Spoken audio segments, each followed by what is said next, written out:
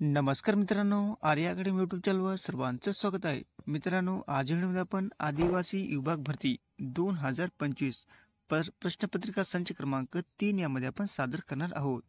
TCS आणि IBPS pattern नुसार आपण 30 प्रश्न या व्हिडिओमध्ये आपण कव्हर करणार आहोत, जे की तुम्हाला पुढील येणाऱ्या परीक्षेसाठी अत्यंत महत्त्वाचे प्रश्न ठरणार आहेत. तुम्ही जर चॅनल नवीन असाल तर चॅनल लाईक सबस्क्राईब करायचं आहे. चला तर मग व्हिडिओला स्टार्ट करूया. प्रश्न पहिला असा बघा, मुद्रा योजना कधी सुरू करण्यात आली होती? बघा, प्रश्न खूप महत्त्वाचा आहे. मुद्रा योजना ही कधी सुरू करण्यात आलेली योजना आहे?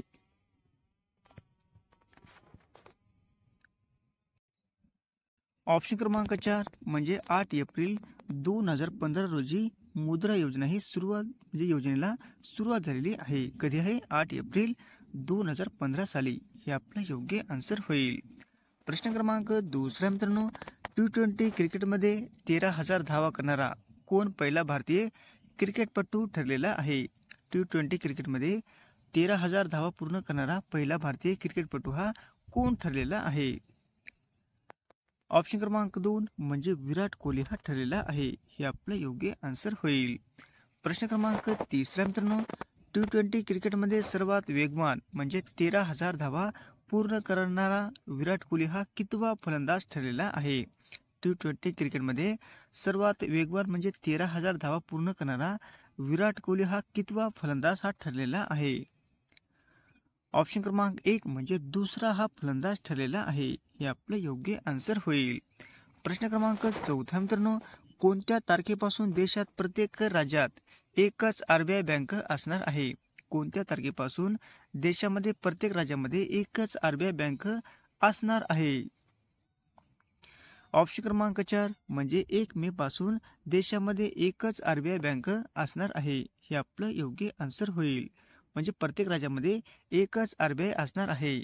म्हणजे 1 मे पासून यांची सुरुवात होणार आहे. हे आपलं योग्य आन्सर होईल.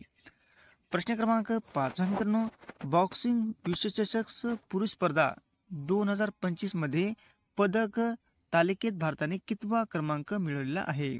बॉक्सिंग विश्वचषक पुरुष स्पर्धा 2025 मध्ये पदक तालिकेत भारताने कितवा क्रमांक हा पटकावलेला आहे? ऑप्शन क्रमांक 1 म्हणजे दुसरा क्रमांक हा पटकावलेला आहे. हे आपलं योग्य आन्सर होईल. प्रश्न क्रमांक 6 मित्रांनो, आशिया बॅडमिंटन स्पर्धा 2025 कोणत्या देशात आयोजित करण्यात आली आहे? आशिया बॅडमिंटन स्पर्धा 2025 कोणत्या देशामध्ये आयोजित करण्यात येणार आहे म्हणजे आली आहे? ऑप्शन क्रमांक 2 म्हणजे चीन या देशामध्ये आयोजित केली जाणार आहे. हे आपलं योग्य आन्सर होईल. प्रश्न क्रमांक 7 मित्रांनो, कोणता खेळाडू IPL मध्ये सर्वाधिक विकेट घेणारा गोलंदाज म्हणजे वेगवान गोलंदाज हा ठरलेला आहे? कोणता खेळाडू IPL मध्ये सर्वाधिक विकेट घेणारा वेगवान गोलंदाज हा ठरलेला आहे? ऑप्शन क्रमांक 2 म्हणजे भुवनेश्वर कुमार हा काय मित्रांनो सर्वात वेगवान गोलंदाज हा ठरलेला आहे. हे आपलं योग्य आन्सर होईल. प्रश्न क्रमांक 8 मित्रांनो, खेलो इंडिया युथ गेम्स 2025 चे आयोजन कोणत्या राज्यात करण्यात येणार आहे? खेलो इंडिया युथ गेम 2025 यांचे आयोजन हे कोणत्या राज्यामध्ये करण्यात येणार आहे? ऑप्शन क्रमांक 1 म्हणजे बिहार या राज्यामध्ये करण्यात येणार आहे. हे आपलं योग्य आन्सर होईल. प्रश्न क्रमांक 9 मित्रांनो, हार्दिक पांड्याने T20 क्रिकेटमध्ये किती विकेटचा टप्पा पूर्ण केलेला आहे? हार्दिक पांड्याने T20 क्रिकेटमध्ये किती विकेटचा टप्पा हा पूर्ण केलेला आहे?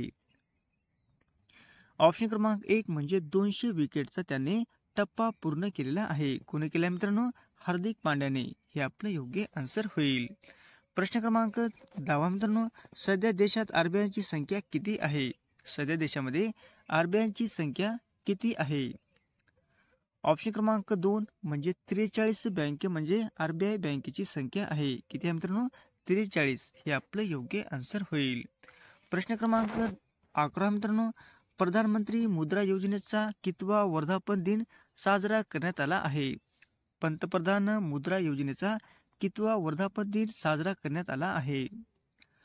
ऑप्शन क्रमांक 1 म्हणजे 10वा हा वर्धापन साजरा करण्यात आलेला आहे. कशाचा मित्रांनो? मुद्रा योजनेचा. हे आपलं योग्य आन्सर होईल.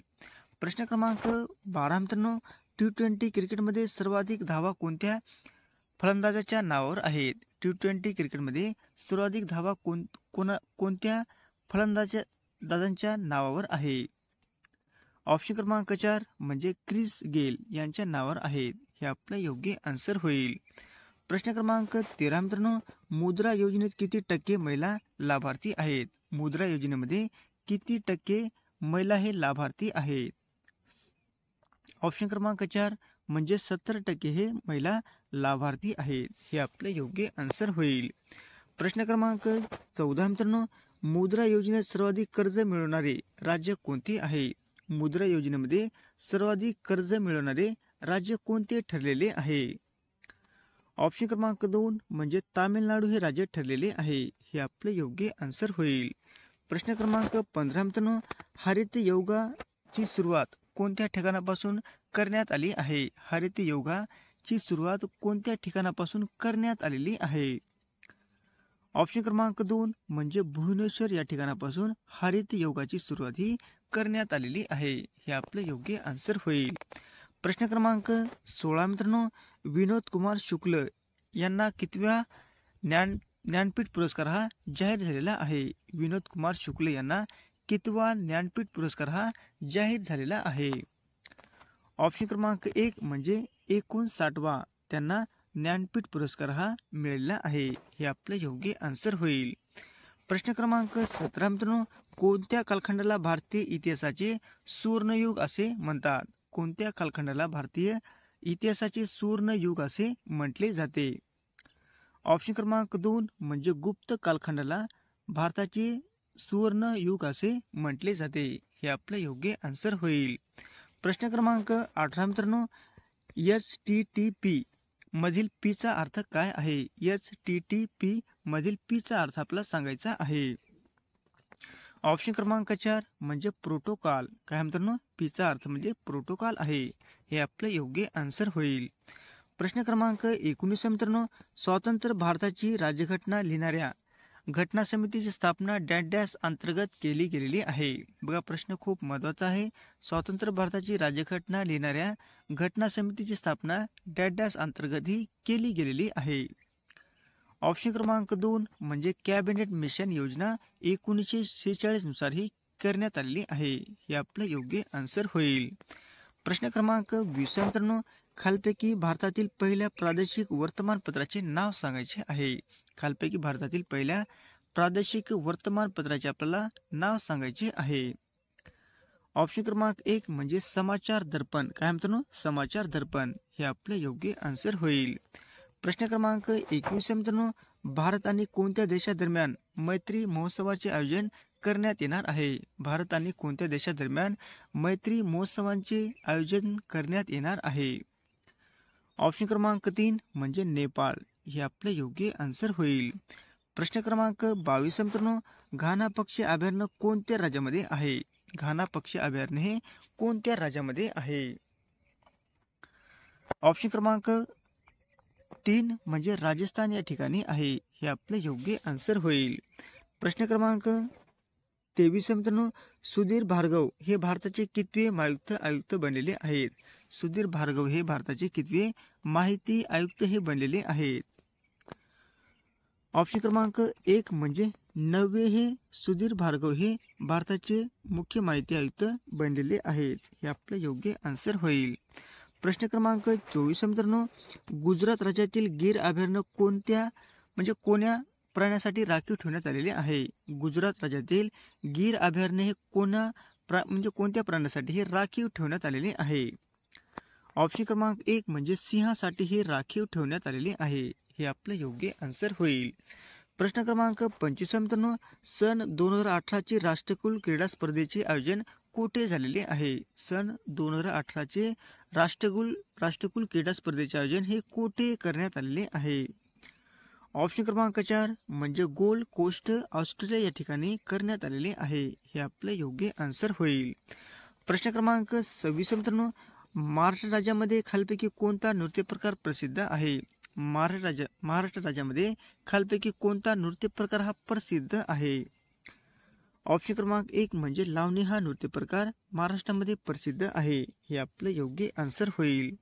प्रश्न क्रमांक 27 मित्रांनो, खालपैकी कोणत्या ठिकाणापैकी रेल्वे डब्याची निर्मिती म्हणजे कोठे होत असते बघा. प्रश्न खूप महत्वाचा आहे. ऑप्शन क्रमांक 3 म्हणजे कपूरथला. हे आपलं योग्य आन्सर होईल. प्रश्न क्रमांक 28 मित्रांनो, आंतरराष्ट्रीय माहिती अधिकार दिन केव्हा असतो बघा. आंतरराष्ट्रीय माहिती अधिकार दिन केव्हा साजरा करण्यात येतो. ऑप्शन क्रमांक 2 म्हणजे 28 सप्टेंबर या दिवशी आंतरराष्ट्रीय माहिती अधिकार हा साजरा करण्यात येतो. हे आपलं योग्य आन्सर होईल. प्रश्न क्रमांक 29 मित्रांनो, जागतिक आरोग्य संघटनेची स्थापना कोणत्या साली झाली आहे. जागतिक आरोग्य संघटनेची स्थापना ही कोणत्या साली झालेली आहे. हा पण प्रश्न खूप महत्वाचा आहे. ऑप्शन क्रमांक 2 म्हणजे 1948 मध्ये जागतिक आरोग्य संघटनेची स्थापना करण्यात आलेली आहे. कधी आहे? 1948. हे आपलं योग्य आन्सर होईल. प्रश्न क्रमांक 30 मित्रांनो, ड जीवनसत्वाच्या अभावामुळे बालकांना कोणता आजार होतो. ड जीवनसत्वाच्या अभावामुळे बालकांना कोणता आजार होत असतो बघा. प्रश्न हा पण खूप महत्वाचा आहे. ऑप्शन क्रमांक 3 म्हणजे मुडदूस. काय मित्रांनो? मुडदूस. हे आपलं योग्य आन्सर होईल. असे होते मित्रांनो 30 प्रश्न अत्यंत महत्वाचे, चालू घडामोडी आणि जीकेचे. तुम्हाला पुढील परीक्षेसाठी अत्यंत महत्वाचे प्रश्न ठरणार आहेत. तुम्ही जर चॅनल नवीन असाल चॅनल आणि सबस्क्राईब करायचं आहे. भेटत पुढच्या व्हिडिओमध्ये. धन्यवाद.